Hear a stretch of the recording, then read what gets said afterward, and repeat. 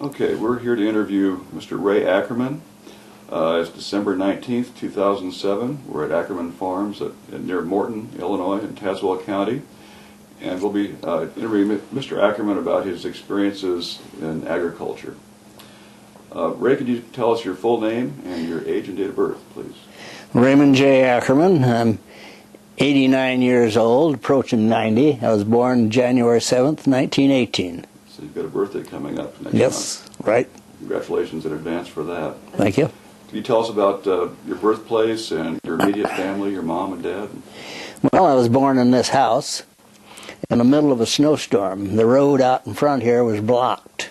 And I always said it took two doctors, a veterinarian, which we called a horse doctor back then, and a medical doctor. And they couldn't get through the road, so the horse doctor went through the fields and cut the fences and drove the horse and buggy to get here for my birth. Well, they were a little late. They didn't quite make it before I was born. So how many years did you live in this house? Well, I lived your childhood or all of your childhood? I lived here until I went to college, and after I was through with college, I worked in Chicago for a couple of years and didn't see much future in Chicago, so I wanted to move back to Morton, and came back here until we were married, and that was in 1948, and we lived in upstairs of a farmhouse just north of Morton that my aunt and uncle owned, and we lived there for about 3 years, and then we moved out back into this farmhouse, and we lived here from 1951 to 1957. After that, we moved into Morton. Can we back up and talk about your early childhood? Tell us about your father and your mother. Well, my father and mother were married in 1913, and they built this house. And it was completed in 1913, probably in the summer or fall of 1913. Okay, can we stop this for a second? Let me pause this. Hold on a second. 3, 2, 1, go. They built this house in 1913, and prior to that, there was another old farmhouse that was out back about 100 feet from this one that they lived in for about 6 months. And of course, that farmhouse, I don't know when it was built, some years ago. And my grandfather helped all his children acquire farms, and I think he gave farms to his daughters, two daughters, because they didn't have much chance to make money back in those days. But he made provisions, so helped by them, and made provisions so they all could acquire farms. And the old farmhouse, I think then, was turned into a chicken house, and it was a little vague. I thought at one time that it was moved into Morton, or maybe one part of it was moved into Morton, and the other part was torn down. And we always had lumber then we used for other things. Came from somewhere, probably from the old house, at least part of it. Could you just, let's see, could you talk a little bit about the house itself? Well, it's a 10-room house. How many bedrooms? There are 5 bedrooms, and there was the bathroom was at the far end of the hall upstairs. My grandfather helped design the house, and he thought, well, that's a place for the bathroom because it's right above the kitchen and you don't need as many pipes. Saves on plumbing. It was not very convenient. And then, several years later, they built a little addition off of the kitchen where they had a half bath there. And it's now been turned into a pantry because it was not that well insulated and the pipes would often freeze. What now is the bathroom used to be a pantry where we stored all our food, and at the far end was the ice box, which is accessible from both the inside and outside. The iceman would come, and he didn't have to come in the house. He could put the ice in from the outside. And let's see, there was a full attic, walk-in attic, and we used it to dry seed corn. We had my dad would keep the best ears of corn for seed corn, and we'd string them up on twine and hang them from the rafters, and so the mice wouldn't get at them. So that was in the attic of the main house? That was the attic of this house. You mentioned your grandparents. Could you tell us a little bit about them? Well, my grandparents lived on a farm that is across the road and west of here, towards Tennessee Avenue, which is the next street, and and he farmed there for a number of years, and that became a centennial farm in 1972. And they did have another, I think, 80 acres adjacent to this farm, and my grandfather sold that to someone, and they were living in the old house at that time. I think, I don't know if it was after my parents were married or before, probably before. And he got paid off in silver dollars and carried him in a grain sack across the field to his house and put it under his bed for the night. The next morning he hooked up the horse and buggy and took all these silver dollars into the bank. My dad did, of course, the farming with horses to begin with, and he always prided himself in having straight corn rows. And he concentrated on that, and he always taught me, you headed towards a point. You have to line it up with something beyond that, so you have 3 points in a line so you don't deviate. And they had the old wires on the corn planters which would trip the planter, so you'd have a hill of corn, about 3 or 4 kernels of corn would drop for a hill, and then with the wires you had rows in both directions. So when you cultivated, you'd cultivate one direction, and then you'd cross cultivate, and then the third one it was the final one, and you call that laying by. I mean, you always say you try to lay by the 4th of July. And then you shuck corn by hand. And you had the horses would draw your wagon, and the bunk board, which were high boards in the back of the wagon. You throw your ears of corn against the bunk board and fill the corn, fill the wagon. And we had hired men, and we had some of them that were brothers that they could chuck 100 bushel a day, which was pretty good.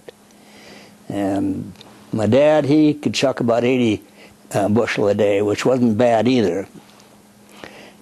And then they had an old scale where you'd weigh it to see what your crops were, and then when they harvested the corn, there was a corn crib.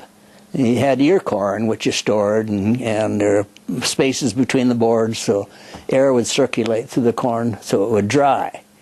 He didn't have to you burn up all this gas as they do nowadays to dry corn. And the elevator, to run the elevator, you'd have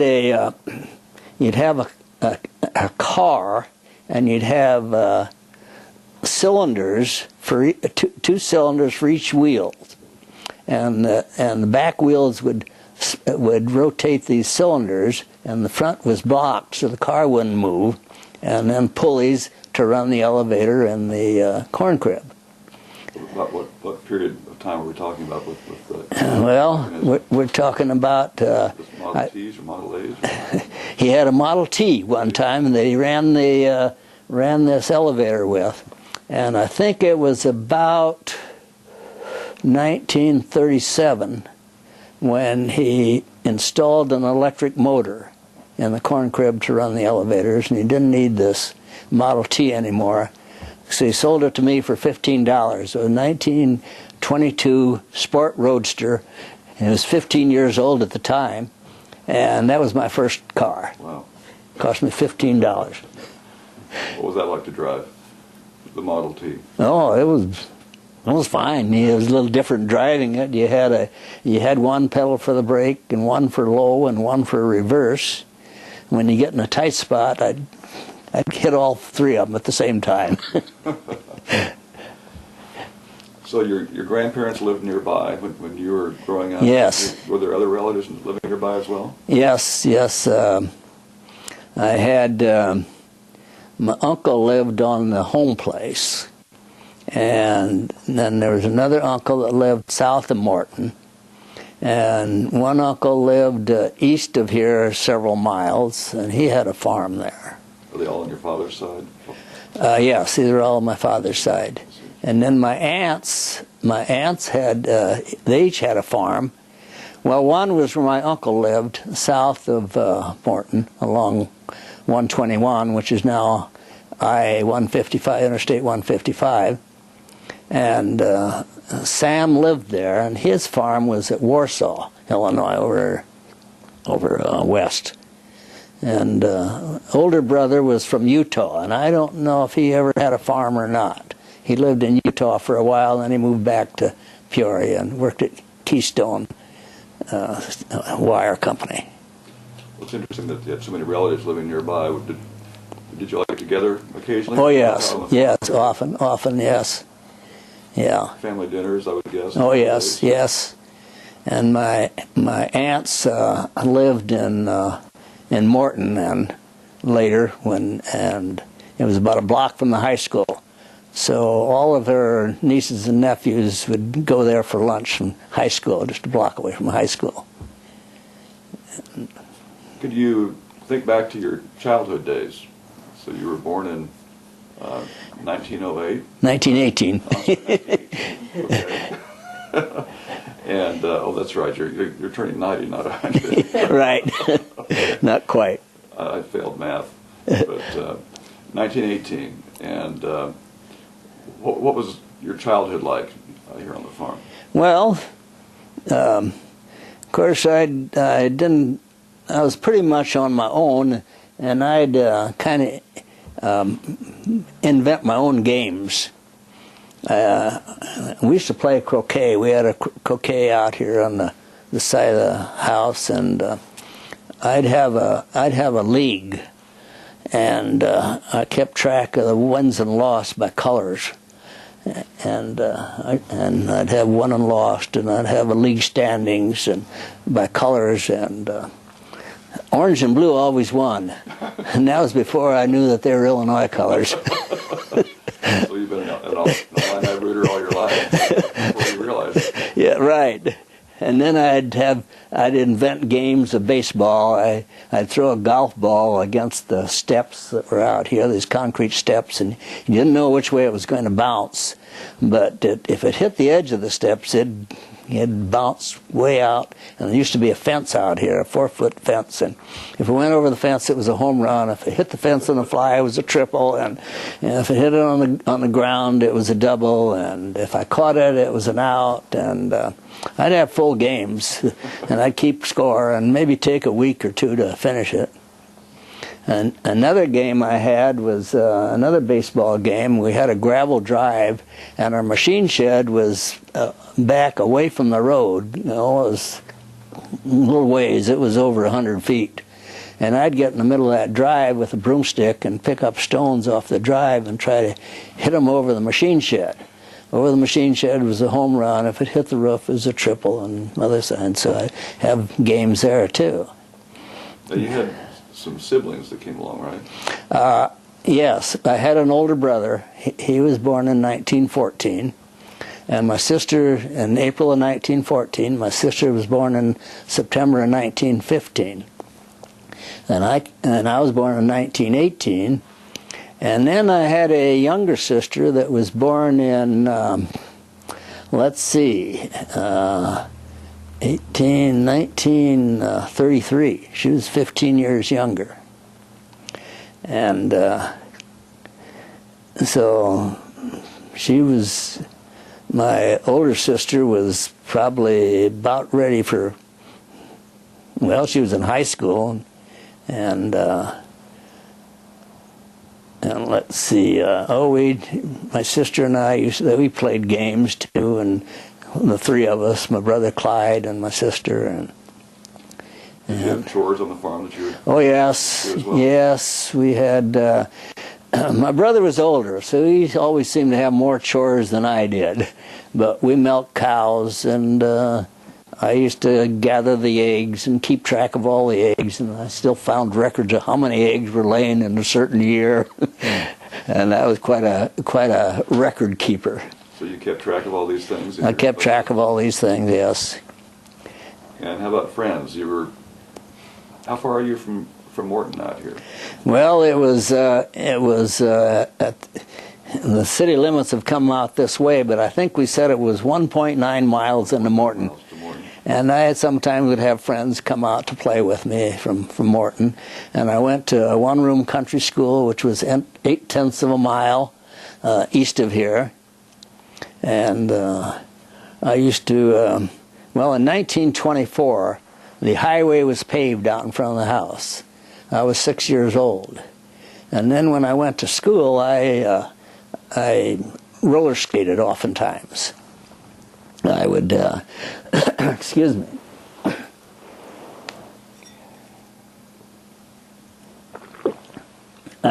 I wore out a number of steel wheels on my roller skates because the pavement was a little rough. I had a scooter that I used sometimes, and that worked pretty well, especially when there was a hill coming home, you'd coast down the hill. Then later I had a bicycle. On occasion I rode a horse. So you got yourself to school year-round, basically. Yes, yeah. School with how many grades were in that school? 8 grades. 8 grades? Yes. So once you got to 9th grade, you went to Morton? Went to Morton High School, Morton Township High School, yeah. Do you have any recollections of what school was like? Well, The one 8/10 of a mile away. it was a one-room country school, and of course your school teacher, she also had to fire the furnace and get there early and fire the furnace in the wintertime, and they had outside bathrooms, and then finally they had indoor bathrooms with a tank, and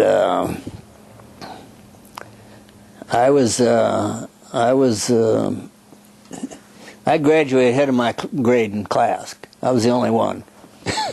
There were about 20 in the school. And when my brother and sister were there, my brother started, he was 3 years ahead of me. And when he started school, my sister wanted to go too. She was 2 weeks less than 5 years old. So they let her go. She saw the kids playing out at recess, and she thought that's what school was all about. So she wanted to go there. But it made it pretty nice because they were very close then, because they were all through grade school and high school together in the same class. And the different country schools had baseball teams. Baseball was the big thing back then. And the country schools all had a baseball team. And that's when I was younger, and my brother and sister, they played, and then some of the younger kids, they played on one side of the school at recess, and then some of us younger ones played on the other side. But by the time I got to the upper grades, that they didn't have the competition with the other schools anymore. So,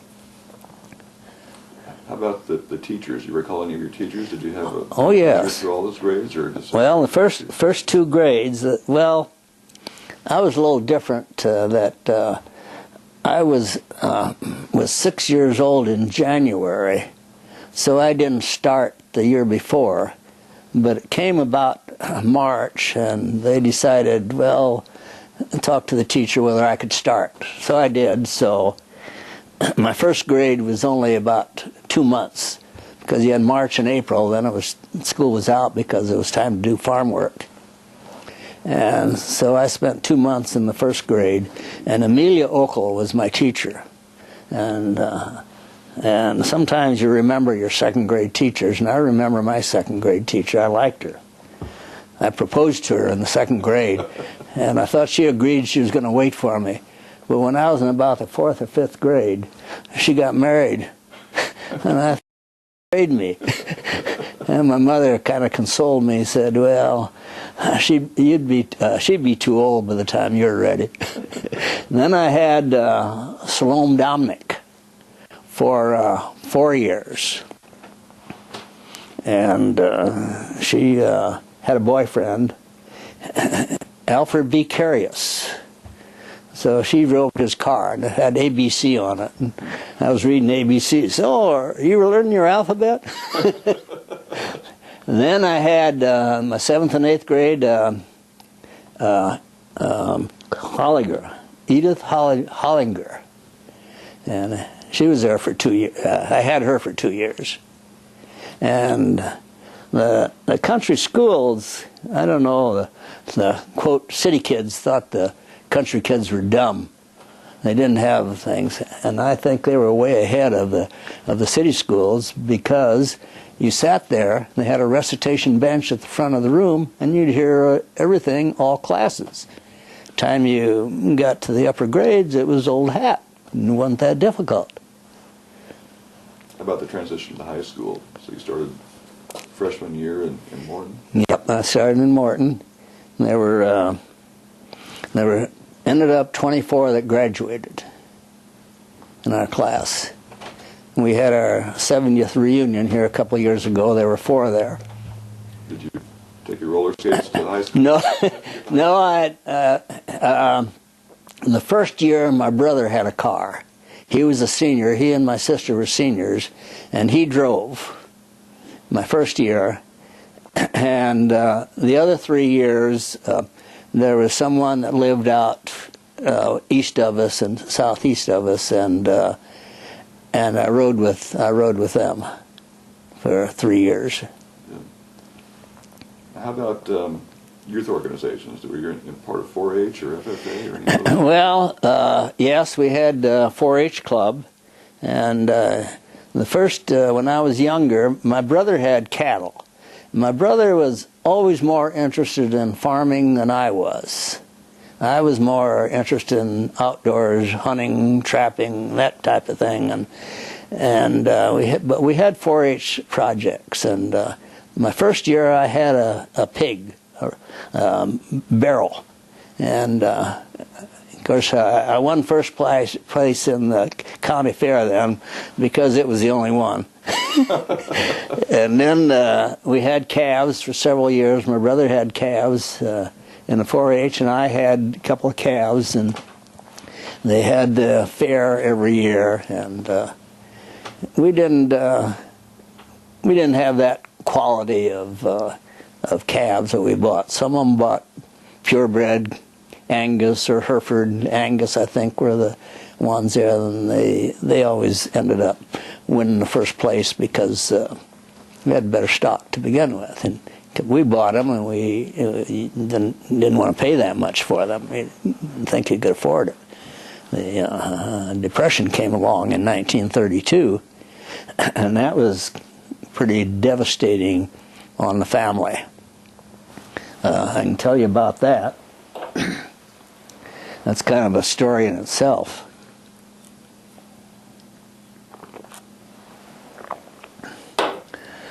First, I'll go back a little, and my parents were quite religious, and they have the Apostolic Church here in Morton, which is a break-off of the old Mennonites. A lot of them weren't in the church, called them the Amish. They weren't really Amish, but they had tendencies towards their rules where they were rather strict.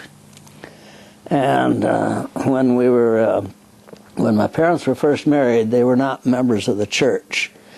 And it was, I think it was about 1924, when I was about 6 years old, maybe a little before that, when they joined the church. My dad had always smoked a pipe. I can still remember his red cans of Prince Albert tobacco, and he smoked this pipe. And one time I thought, oh gosh, that's pretty good. I can blow bubbles. So I used his pipe to blow bubbles. And my mother told me it wasn't the thing to do. My dad never said anything. I think he realized maybe that was a better use for it. But when he joined the church, the pipe went aside. And he had quite a time, I guess, his addiction for tobacco. But he did. He stuck with it. And my mother said he'd pace the hall at night sometimes, but he did. He was always do anything for us. He was always and helping each other. And getting back to this religion, they were a close-knit group, and then there was someone, and my recollection is a little vague because I was not that old. My parents never talked about it, but there was someone that wanted to start a company. And I think it was Eagle Manufacturing, and I believe they were going to make farm equipment. And people from the church would sign up as shareholders, and they put their farms up as collateral. Well, the Depression came along, and the business failed. It went into bankruptcy, and they disclosed on all the farmers, and my parents, as well as his brothers and another number of people around Morton, had to refinance their property and get a mortgage and start over again, where they had owned the farm, and now they were hit with this. So your father owned the farm outright at that point? At that point, yes. And then to supplement the education, we got to start doing other things. We had 1 or 2 milk cows for our own use. Now we got more, about 8 or 10 cows, and sold milk and to supplement the income. He also fed beef cattle. He'd buy calves and then feed them out and try to make a profit that way to supplement his income. He was always a hard worker. He always had some hogs he raised, and we had chickens, and then we started raising having eggs for the hatchery, and then you could get a little better price for them. And where was the hatchery? It was in Morton. Yes, there was quite a hatchery there for a long time. Woolbeezers.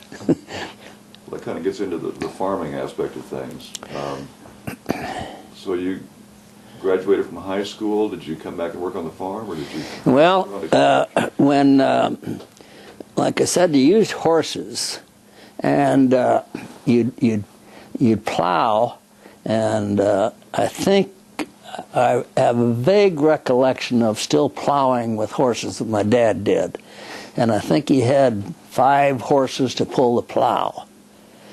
And then he bought a tractor. He bought a Case, J.I. Case, bought a tractor, and I was probably about 10 years old. By the time I was 12, I was driving the tractor in the field and doing farm work. And it was, I liked... roughly 1930?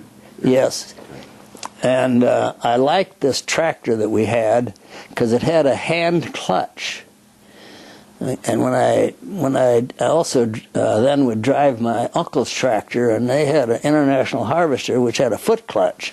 I could barely reach because I was always short. I remember when I was in grade school, I had the smallest desk in the room, and they put a 2x4 under it so I could touch the floor, because I couldn't touch the floor. Anyway, we got the tractor, and first it had lugs, so you couldn't drive it on the pavement. And then later we had rubber-tired tractors, so you could drive it on the pavement. So they had metal wheels and rims to begin with. And yeah. Got rubber later on. And then they had, we always had a horse and buggy, because my dad had a car when he was about I think about 1925, but sometimes roads were muddy or something. We'd use the horse and buggy. And I know one time the road was blocked here, and we went through the field to the next road, which that road was open to go to church one Sunday. And then we finally got into getting a corn picker. And we had a 2-row corn picker. And I didn't do a lot of shucking corn, but to open the field, some corn pickers was mounted on the tractor, but ours wasn't. The tractor was off the side, so you had to shuck the outside rows by hand, and I got involved in that more, and not so much when they shucked by hand. And so I think I wasn't too adept at shucking corn. I think my dad kind of taught me how to do it. He says, when you shuck one year, you don't have to look at it all the time. You look ahead where the next year is. And so when you're done this year, you don't have to be looking. You throw it in the wagon, you're reaching for the next year. I said, well, that's a lesson I learned, and not only in shucking corn, but looking ahead and things you're going to do in your lifetime. Could you describe the farm layout? We're sitting in the old farmhouse right now. What kind of barns and sheds and other buildings were out here? There was I have some pictures that show it, and there's also an aerial photograph that shows it. But the driveway is where it has always been, and at the back end of the driveway was the machine shed, and that also was where we kept our car, which is 100 feet or more from the house. It wasn't an attached garage. And to the right, which would be east, before you got to the machine shed, was the barn. And that's where we always made hay, put up hay there. And to the east of that, at one time, there was another built a cowshed, we called it. And that was torn down when, probably when I was in my early teens. And then closer to the road was the corn crib. And between the barn and the corn crib, we had a water tank. And west of the barn was a well. We have a shallow bricked well, and it never went dry. It always had water. And we had a pump, electric pump in the basement, and you would pump water out to the stock tank. And he also had hydrants out by the barn. And then later they built a hog house. It was just on this side of where the gift shop is now. And there were hydrants in the hog house. Later that hog house was split, and half of it was used as a chicken house. And when we started milking cows, we would run the pump to pump water into the tank, so you'd have cold water coming right out of the well to cool the milk. And you had a tool about with a piece of metal about 6 or 8 inches in diameter that you'd push up and down to stir the milk so it would cool. And one time the milk got cooled, then you'd put the lids on. Was the milking all done in the barn? Or? The milking was all done in the barn by hand. Were the cows out in pasture during the day? Or? Yes, they were out in pasture during the day. And you'd open the barn door and they'd come in, and we had stanchions for them. Each cow knew where it belonged and go to that place. the milkman we'd have him in 10-gallon cans, and the milkman would pick them up and take them into Peoria, and we'd sell the milk. And was there a dairy in Peoria that you? yes, a dairy, Producer's Dairy in Peoria, which was kind of a farm cooperative. And then there was Roselle's too in Peoria, which was another place, but we always went to Producers because it was a farm cooperative. What was your milking cycle like? Did you do it once a day or twice a day? Twice a day, except we had one cow, old grandma we called her, which was a Holstein, and it would produce about 10 gallons of milk a day, and sometimes we'd milk it 3 times a day. And it produced a lot, but the quality wasn't that great. You got paid by the butterfat content, and if it was less than 3%, that was docked. And I think that it had 10 gallons a day, but I think it tested 2.7%, and that was almost like skim milk. Now they don't. Now everybody wants skim milk. We used to get some of the skim milk back from the dairy and feed it to the hogs because it was cheap. And then we also had Guernseys and Jerseys, which up to 7% butterfat, and that would bring so your overall content would be better. But they didn't produce near as many gallons, but you get about the same amount of butterfat that you got paid for. And there were good years and bad years. Sometimes a drought. And one year they had the chinch bugs. And the chinch bugs would, they'd get in wheat fields. And then when the wheat started maturing, then they'd come over into the cornfields. So to prevent them from getting in the cornfields, we'd plow a furrow and put creosote along there, and that would stop them. But some of the crops that year returns were very low because of the chinch bugs. You said they ate the stalks? Or?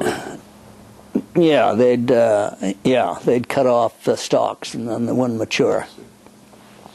And used to plow with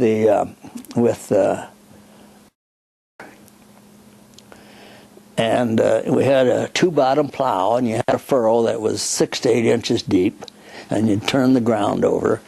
And of course, you always had to keep the mold board of the plow in good shiny condition, oil it so it wouldn't get rusty. Otherwise, your dirt would stick to it. But the mold board is the part that goes through the soil. Well, the mold board is the slanted part that would end up turning the soil over. And of course, then when you plow, it throws the dirt one direction. So one year you would start at the outside and work towards the inside, and the next year you start at the inside and you throw it out so you wouldn't end up with ridges.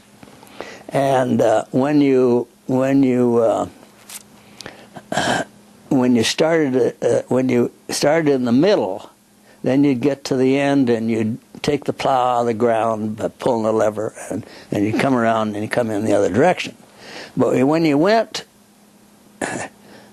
started, see, I have this right. Anyway, there was a certain time in one direction where you didn't have to take the plow out of the ground. You could just go around the corner.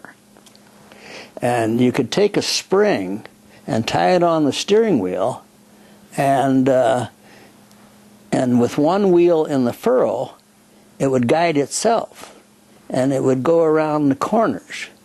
And I used to plow, and I'd jump off gets tired of sitting on the seat there, and I'd jump off and follow it for a while, and then get back on.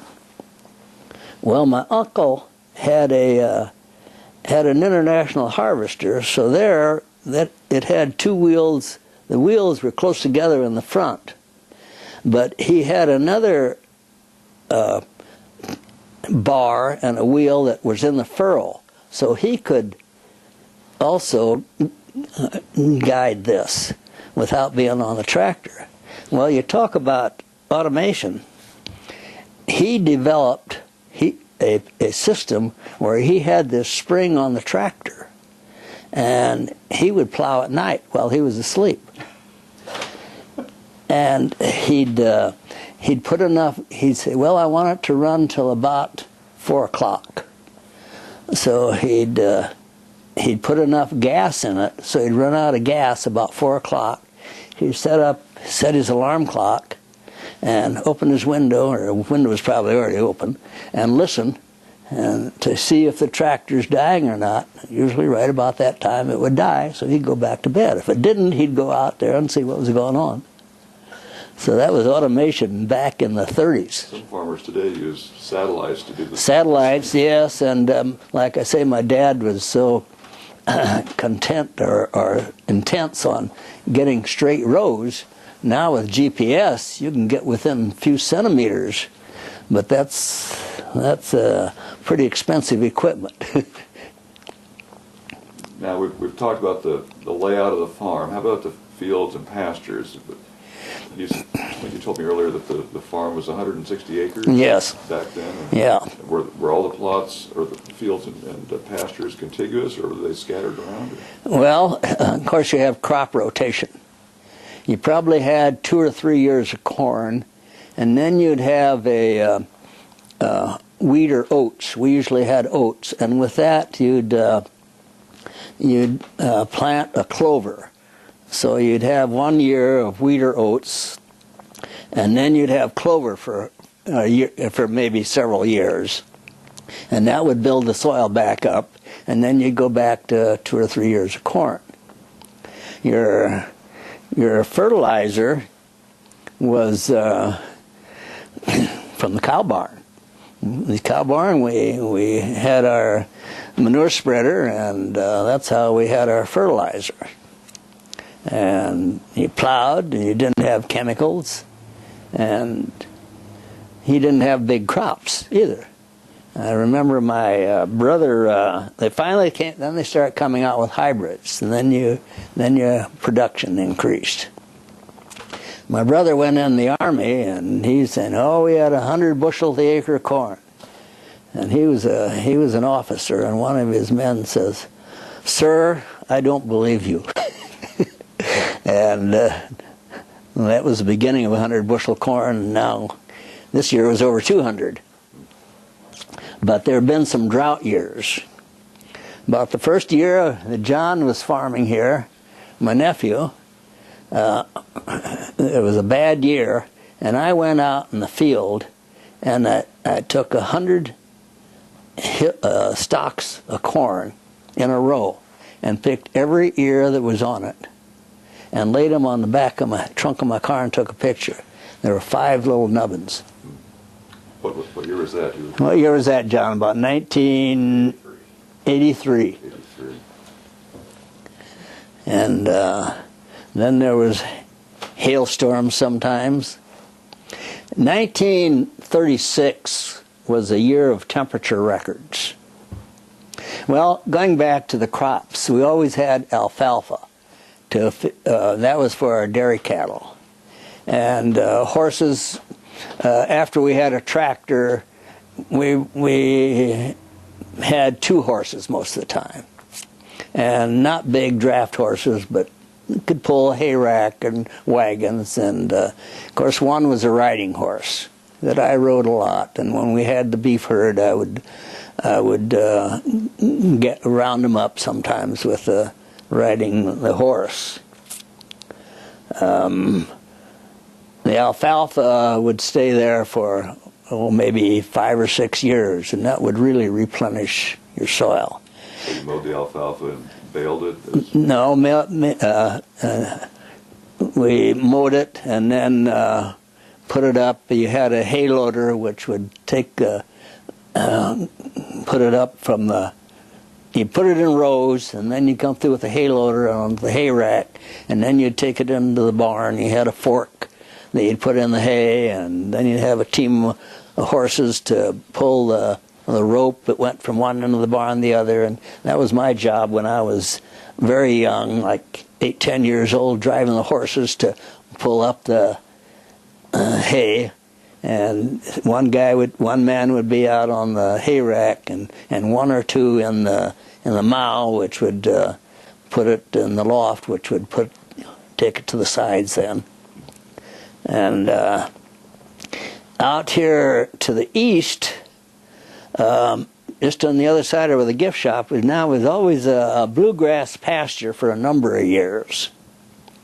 And it was close by, and it was a good place for ball games. We'd have a lot of ball games out there on weekends, mostly on weekends. And we'd get a number of people, more my brother's age. I played along with him, but usually out in right field where didn't many balls come. Can we take a break? Sure. I need to go. Okay, I started talking about 1936. It was a year of hot and cold temperatures. We had that pasture out here, and we had a big rain, and the whole pasture was flooded, and the temperature dropped. I had an ice rink for all winter long, and I used to play ice hockey, and it was a year after I was out of high school, so I was at home on the farm, and I'd go out there with my hockey stick and my hockey puck and set up boots or whatever and maneuver around. So I became somewhat adept at stick handling. I played with John and his group when I was about 75 years old, and I was still outscoring those young guys. And then in the summer that year, we had record heat. It was in July that we had over 100 for about 15 days in a row. And this was 1936, and we're just recovering from the Depression. Still things were not that great. That was the year of the Dust Bowl out on the plains. Yes. Were there other years, 34, 35, that where you recognized or remember? Well, 36, and what I remember about 36, it was so hot, and corn was usually the best crop. We had a field of clover, Alsike clover, that we harvested and thrashed for the seed. And there's something about nature that it doesn't want to be terminated. It wants to reproduce itself, like soft maple trees. And when it's hot weather and distressed, there'll be a lot more seeds on it. And I think this is what happened that year with this Alsike clover. And I remember harvesting it in that 105-degree temperature for about a week. That's 20 acres, and you'd mow it, and then you'd take a hay rake and put it in rows. And then we had someone with a thrash machine from an implement company came out with his thrash machine to harvest the seed. And that turned out to be the best crop we had that year. And my dad had all kinds of spoils, and had about 6 bushels the acre, and it was about $20 a bushel. So there's $120, and if you got $100 from corn that year, it was most unusual. So that was it turned out, in spite of some of the other crops not being that great, that was helped make the year. You mentioned some of the problems with insects, the cinch bugs. How about weeds? Did you cultivate after you planted, or how did you deal with weeds? Well, yeah, it's like I say, you with the corn, you cultivated 3 times you had them in rows both directions, and you crossed, and then last one you laid by, and drainage drainage problems? Are there, Well, yeah, before we get to that, one year there were grasshoppers. There were so many grasshoppers. And they can devastate crops too. And I think it was in our clover field that we built a kind of a trough on the front end of the car, and then put oil in that and drove through the field, and the grasshoppers they'd jump up or fly up, whatever they do, and then we had a back to this trough, and they'd hit that and then drop into this oil. So we got rid of a lot of the grasshoppers that way. Sounds like fun. And what else were you asking?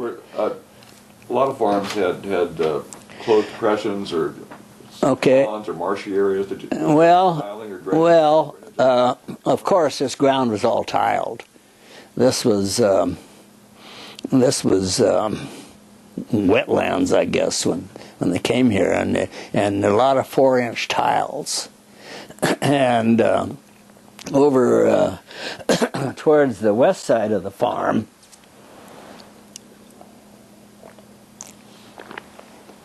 the groundwater was close to the surface. In the spring of the year, you'd dig a post hole and it'd fill up with water to within about a foot or two of the surface. And we also had there was a well back there in the middle of the farm at that time, a shallow brick well. It was only about 10, 12 feet deep. But we'd water the cattle there, and when I was in high school, we bought a windmill and put it up there so we could pump the water to water the cattle out there in the middle of the farm. You mentioned periodic drought years. About other problems with nature, early frosts or late frosts? Well, not so much, because your corn was usually matured, and that was the main crop, was corn. Of course, the oats and wheat were harvested earlier in the summer, and the corn, frost, it was far enough along, frost didn't bother it. You'd be, like I say, you'd be shucking corn when the snow was on the ground, because it took that long to do it. In terms of the equipment, you mentioned that the tractor, I think you said that came along in about 1930. Yeah, well, then of course our disc and harrow, you always disced the ground and harrowed it. And then you had a roller, which usually used horses with that to break up the clods more. And let's see, in terms of crops, you mentioned corn. Did you start raising soybeans at some point? Well, yes, that was when I was on the farm. I was only on the farm until I was out of high school, and I started in college in 1939. And so that was my extent of being on the farm. And we didn't have any soybeans back then yet. You mentioned wheat as well, right? Yes, we had some wheat, mostly oats. And of course, you had the binder where you put them in bundles, and then you'd make the shocks. And we had the thrasher runs where the different ones in the community would get together, and the implement dealer had the separator and different ones you'd have pitchers and haulers. The pitchers would pitch the bundles up out of the shocks to someone who's on the hay rack, and he'd stack them and take them into the thrashing machine and unload them. And then somebody would take the grain, which was put it in a wagon, and take that to the wherever you stored it. Like in our corn crib, there were grain bins there, and you use the elevators. Sometimes they shoveled it into the grain bins. And you also had a water boy to take water out to them, and I was a water boy when I was about 12 years old, and I had a two-wheel buggy where I had my jugs. I'd fill my jugs with water and take them out to people who were in the field, and then come back and refill them and make another round. And then they always had big thrashers' lunches, and the men would do the harvesting, and the women would get together to prepare the meal for the thrasher, and that was a feast in itself. Yeah. Now, these harvesting teams, it sounds like there was kind of a cooperative effort around the community. Yes. From place to place to place to Yes. harvest them. Yes. The implement dealer had the thrashing machine with a big tractor and a big belt to propel it, and there were about 10 or 12 farms in a thrashing run on down the highway here, and then up in some of the side roads for a ways, and they'd that probably lasted about a month. Time they went from one farm to the next, and the wheat was usually a little earlier. You'd do the wheat, and then you'd do the oats. And on occasion there'd be barley. The barley, the wheat had, on the heads there were these spikes, and the barley were worse, spikes. And we didn't have barley often, but I didn't like that, because when you shocked them, those spikes would always be hitting you in the chin. The wheat, somewhat, you'd take about, let's see, 2, 4, 6, 10. You'd have about 3 in a row, and then 2 on each side and 1 on the top to kind of keep the rain off, and you'd put them in shocks, and then you'd let them dry there for several weeks before you put them in through the thrashing machine. And did you save the stems for straw then? Or? Yes, you always had a straw stack, which you'd use for bedding for your livestock. Did that go up in the barn, or where was that stored?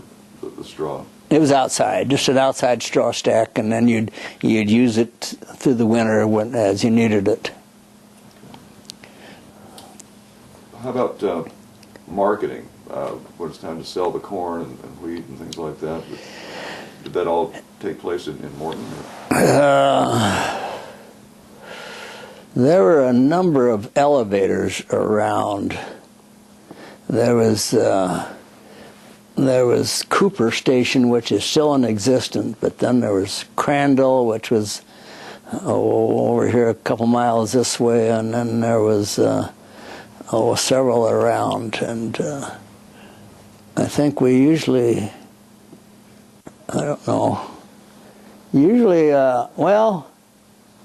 when we sold the corn, there was another thing. When you sold the corn, it'd be in ear corn, and this man with the sheller would come, the same man that had the thrashing machine, and you'd have a conveyor, and neighbors would come and help get the corn on this conveyor belt, and it would go in the sheller, and you'd have the corn, and then you'd also have a cob pile.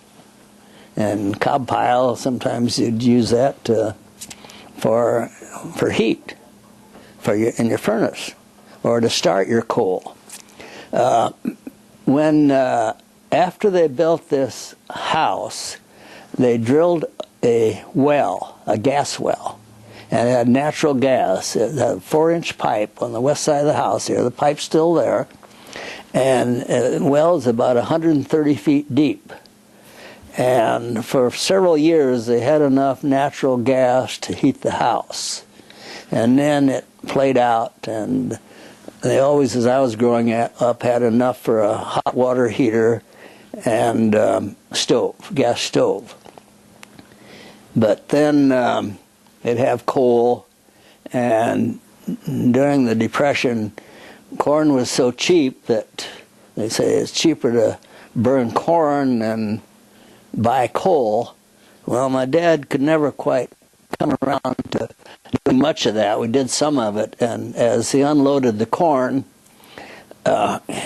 you'd have a dump in your corn crib where your front wheels would go up so your corn would come out, and my dad would be at the back end of there as the corn was coming out and going into the elevator, and he'd pick out the best ears and he'd throw the side for seed corn, and then some of the poor ears he'd throw the other side, and that we'd burn that in the furnace for heat. And there was a creek that comes through the corner here and is across the road, and there were a lot of small willows along that creek, and we got permission from the neighbors to cut down some of those willows. They wanted to get rid of them anyway, and you cut saplings that were maybe 3-4 inches in diameter, and you'd trim the branches off, and you'd get a stack of that wood here, and then you'd get a saw, which a special saw that also you got, I don't know, the same implement dealer or not, but you put these willow logs in there and push this thing back and it'd cut through them, and slide the log over and cut through them, and so you had that wood that you'd also use in the furnace to supplement your heating. And so then when I lived here, the elm trees were dying, and they cut down a big elm tree, and I burned a lot of that when I lived here to heat the house. Were there gardens as well? Or oh yes, orchards? Yes, we had cherry trees out in front. We always canned cherries, and we had an apple orchard, and we had apples. And in the fall, you'd load up a box wagon full of apples and take them into Berkey's cider press in Morton and have cider, and some of it you'd have for vinegar then later. And on the west side of the house was a garden, and we had a grape arbor out there where we had grapes, and we'd always about every spring we'd plow it with a one-horse walking plow to keep the weeds down between the rows, and always canned a lot, canned cherries, and we had a whole cupboard full of canned goods, where canned cherries or peaches, and of course then you had your own meat. During Depression, you never starved. We never went hungry. You always had enough food that you raised on the farm, or some people didn't have that opportunity. But you'd butcher a cow, and we'd have it, I remember it would be hanging in our machine shed where it was cold. My dad would go out there and get meat different times, and when it got warm, what you had left, you'd cut off and can. So you had canned beef or pork or whatever. Is there a cellar where you stored all this? Yes, there's a basement and a cellar here, and then our chickens quit laying eggs in the wintertime when it was, and so you would gather eggs, and we had a crock, and we stored them in what was kind of a gelatin. We called it liquid glass. Keep for a long time over the winter. Then later we got electricity in our chicken house, and then the chickens would lay eggs all winter long. So who gathered the eggs every day? Well, that was my chore when I was younger, to gather the eggs, and I kept track of them and how many hundred we sold during that year. I found my record book a while back, how many thousands we sold in a year. What was the market for the eggs? Did those go into town? Yes, we take them into grocery stores, and then when we always had leghorns, which were good layers, and but they were smaller chickens, and they were not that much meat for eating, but they were good layers. And then we got some roosters and raised them for the hatchery, and then of course then we had a little scale where we weighed them. They didn't want some of the smaller ones. They didn't want, but most of them would qualify to sell to the hatchery. Well, we're into livestock now. You've mentioned dairy cattle that you had started out kind of small in the early years and then increased the number of head. First, we had just enough for our own use, Yeah. and then we started selling the milk. Right. Did you have beef cattle as well? Later, we had beef cattle, and my dad would oftentimes he'd go to Texas and buy calves and have them shipped, and they'd unload them maybe in Morton or maybe at one of the train stations, and we'd drive them along the road to get them here, and then they have them in the feed lot to feed them out and fatten them to try to make it a profit. About when did that operation start with the beef cattle? Oh, you mean the years? Yeah. Well, I was probably in high school in the 30s, early 30s, and then later, when my brother took over the farm, he had his own beef herd where he raised his own calves. That was Clyde? Clyde, yes. How about pigs and sheep, goats? Did you have anything? I don't ever remember having goats. We had a few sheep. When I lived here, I bought 3 or 4 for lawnmowers, but they were pretty selective. They'd leave the weeds. And Nice. and I think my brother on several occasions bought lambs and fed them out, but not very often. He has had some. And let's see, pony. We usually had a pony. Had a riding horse that I rode a lot. I used to like to trap. I had I started. Well, I was probably about 10 years old, and 10 or 11. I was under 12 because I caught a skunk, and you had to shoot it. And I wasn't allowed to use the rifle till I was 12 years old, so I had my brother come and shoot it. And then I went to look at the rest of my traps and had another one, so we had to go the second time. He said, "Did you look at the rest of them?" Yeah. So I trapped, and I always, of course, mink was the thing that was worth something, and I always trapped along this creek. And then well, one year I rode horseback, and between neighbors here and the next farm, I rode back to the end of the farm where it had hedgerows, and there was some fox back there. And then I put a gate in so I could go over to his property. And then later on, I had my Model T, and then I walked a lot. I had a pretty good route where I started out down this creek, and then I went. The willows that you mentioned? Yeah, around here, yes. But that went up north. And then I went up to the railroad track and another road. Then I followed the railroad track over to another creek, which is out a mile and a half. And then I followed that creek down to the Route 150, which is now 150.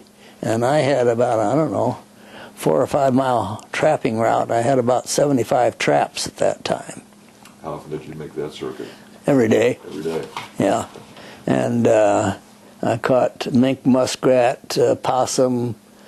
Coon were pretty scarce back then. Now they're all over. And I finally caught coons when I got to my Model T. Then I expanded my places and drove to them where then I had more coons. So that was mostly a wintertime? Oh, yes. The season started about in the middle of November and ended about the middle of January. So you bring the the animals back here and you process them where, in the barn? Or? I'd skin them. I'd skin them in the basement, except the skunks. and then I'd put them on. I made my own stretchers, and I had a number of those stretchers that I gave to you for the museum here a couple of years ago. And I'd hang them up in the attic to dry. I had a wire there so the mice couldn't get to them, and because having corn in the attic, that also attracted mice, and they'd get on the walls of your house and get there every year. And I caught make muskrat and beaver. I caught one beaver. And I first fox I caught. I had a article about the wily fox that I caught, and it was 1937, and I had my picture in the last issue of DNR's Outdoors with a picture of me with a fox over my back and the trap, and a picture of my mother wearing a fox scarf that I had made from her and gave her to her for Christmas in 1937. And that was in the last issue of Outdoors magazine. And my dad always used to say when Clyde went away he was in college, whenever he'd come home for a weekend or whatever, first thing he'd do is go out and look at the cattle. First thing I would do is get my rifle or shotgun and walk around and do some hunting. So he was always more interested in the farm than I was, and so I went into engineering, and my brother made a good career out of farming, and he was very knowledgeable, and after he was in the army during the war in Germany, and after the war they had the GI Bill where students could take courses, and he taught agriculture course or short courses to a number of people. Where did he do that? Was that at the University of Illinois? Or? Yes, he got a degree from the University of Illinois, and he was